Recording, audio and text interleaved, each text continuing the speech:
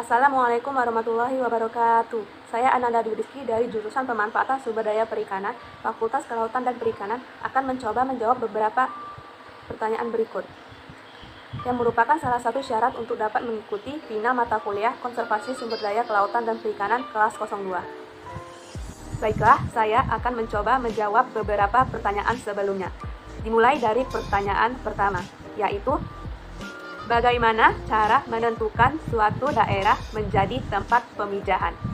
Seperti yang kita tahu, hampir seluruh perairan di muka bumi dihuni oleh hewan yang bernama ikan. Ikan akan melakukan reproduksi untuk meneruskan keturunannya dengan cara ovipar atau bertelur. Bertelur mengacu pada proses pelepasan sel telur oleh ikan betina dan pelepasan sperma oleh ikan jantan, di mana tindakan kedua jenis kelamin tersebut dikenal dengan istilah pemijahan.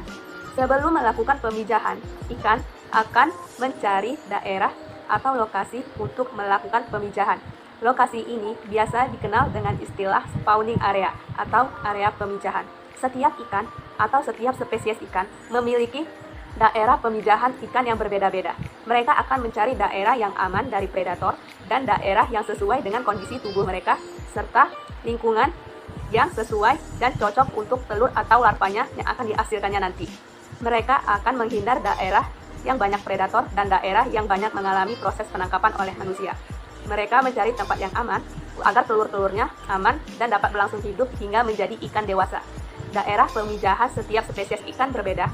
Bahkan ada ikan yang melakukan migrasi hanya untuk melakukan pemijahan, sehingga perlu adanya pemetaan daerah pemijahan agar dapat mengurangi proses penangkapan di lokasi-lokasi pemijahan tersebut. Baiklah, pertanyaan kedua, yaitu apa ancaman konservasi dari luar yang dapat diminimalkan dan manfaat dari luar yang dapat dimaksimalkan? Ancaman dari luar yang dapat diminimalkan dalam pengelolaan wilayah konservasi sebagian besar berasal dari manusia, dan ancaman dari luar yang tak terduga berasal dari perubahan lingkungan atau bencana yang tiba-tiba terjadi. Manusia dapat menjadi ancaman dalam konservasi apabila terlalu sering melakukan operasi penangkapan berlebihan atau overfishing di sekitar wilayah konservasi tersebut. Tidak hanya mengurangi stok ikan, tetapi juga dapat merusak wilayah perairan tersebut. Kegiatan lain yang mengancam wilayah KKP ialah pariwisata yang tidak tertib atau tidak sesuai aturan, adanya kegiatan pembangunan di sekitar wilayah tersebut, lalu penggunaan bahan kimia yang berlebihan yang menyebabkan limbah di sekitar wilayah tersebut, serta kegiatan berbahaya lainnya. Ancaman dari lingkungan itu dapat berupa ombak atau arus laut yang terlalu besar, perubahan iklim, dan lainnya. Sedangkan manfaat dari konservasi yang dapat dimaksimalkan itu ada sangat banyak, dan hampir seluruh manfaat tersebut akan menguntungkan bagi masyarakat di sekitar wilayah konservasi tersebut. Wilayah konservasi sendiri dapat dijadikan sebagai tempat penelitian, perlindungan alam, pelestarian spesies, kegiatan wisata, dan lainnya. Dengan adanya pengelolaan konservasi perairan, maka ekosistem lingkungan dan biota laut akan terjaga sebagaimana mestinya. Hal ini untuk mencegah habisnya kekayaan laut. Secara ekonomi, kawasan konservasi dapat menghasilkan pendapatan apabila wilayah tersebut dijadikan pariwisata bagi turis lokal maupun turis asing, sehingga akan sangat membantu dalam meningkatkan kesejahteraan masyarakat. Selanjutnya, pertanyaan terakhir, yaitu bagaimana strategi yang efektif terhadap ikan hiu? Strategi konservasi yang efektif terhadap ikan hiu harus dilakukan dengan keterlibatan berbagai pihak. Pelaksanaan KKP terhadap ikan hiu dapat efektif apabila dilakukan dengan cara yang tepat dan sesuai fungsinya.